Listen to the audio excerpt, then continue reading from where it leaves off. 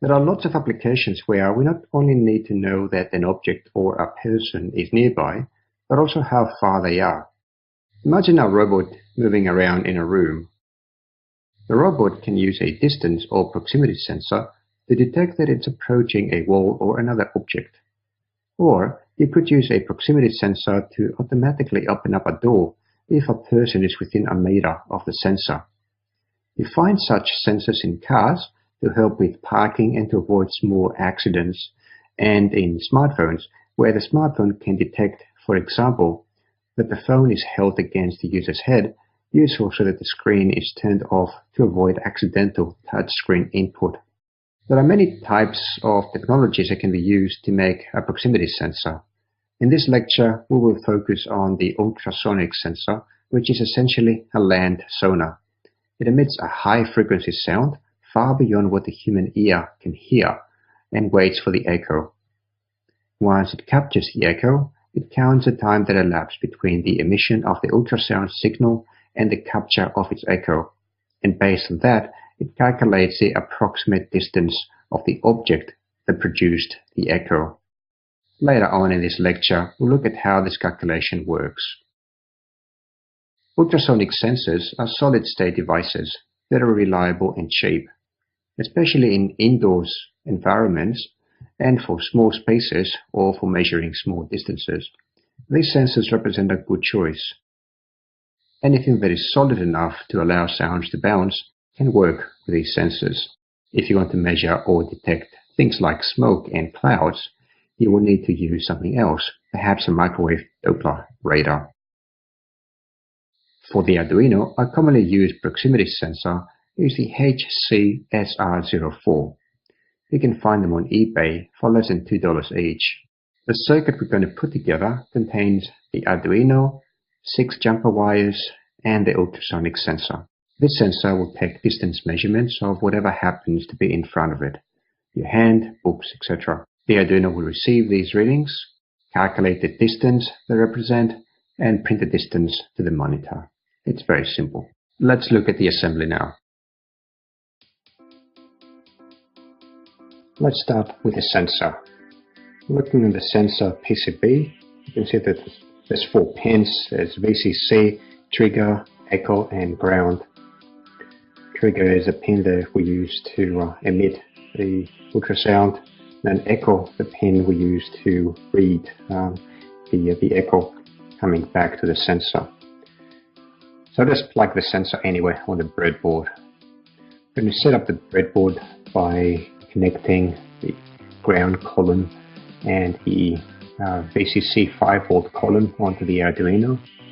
And then we'll connect ground pin of the sensor to the ground column on the breadboard and the VCC pin of the sensor to the 5-volt column of the breadboard.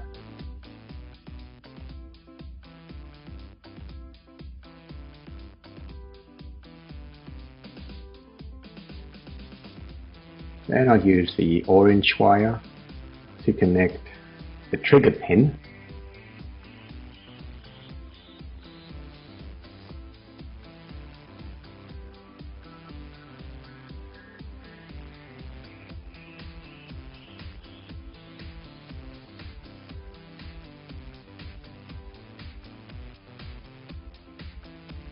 And a yellow wire for the echo pin.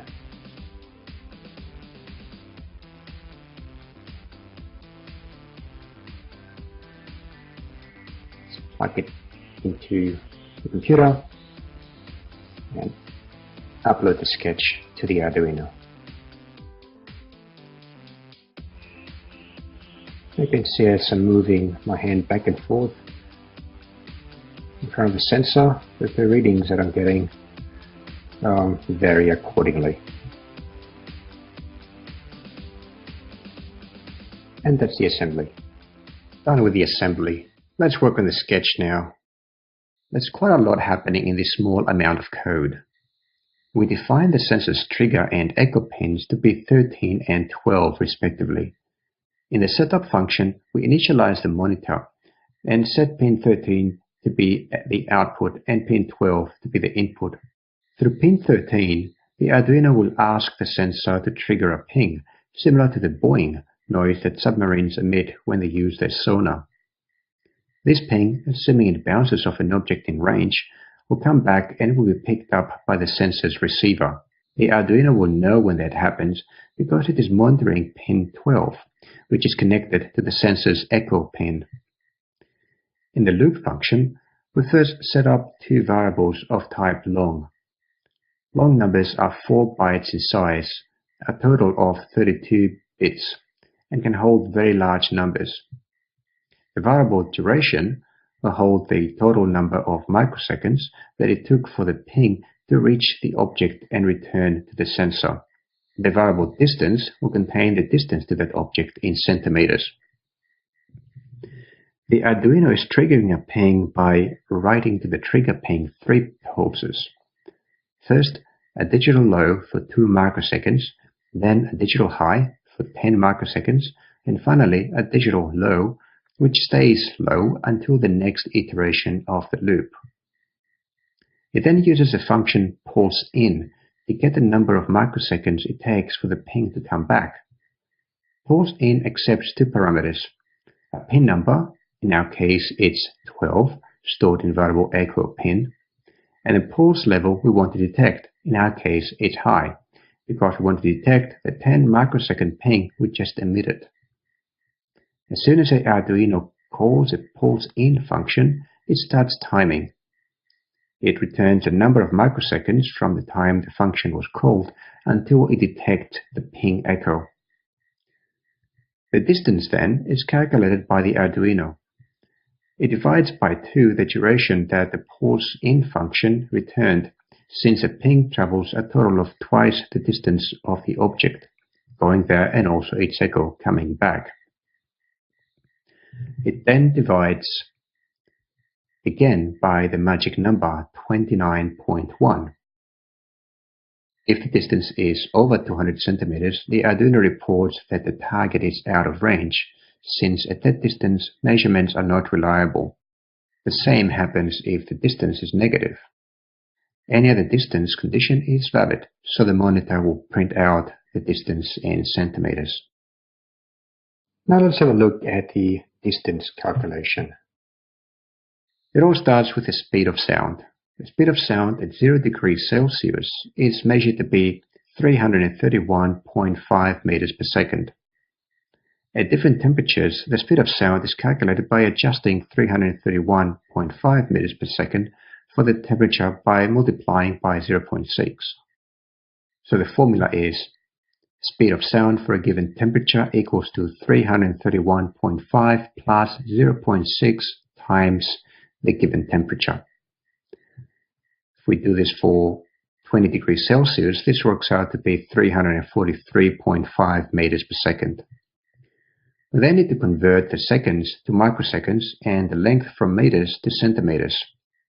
So we adjust our formula to be speed of sound equals 343.5 times 100 divided by a million, and that gives us 0.03435 centimeters per microsecond.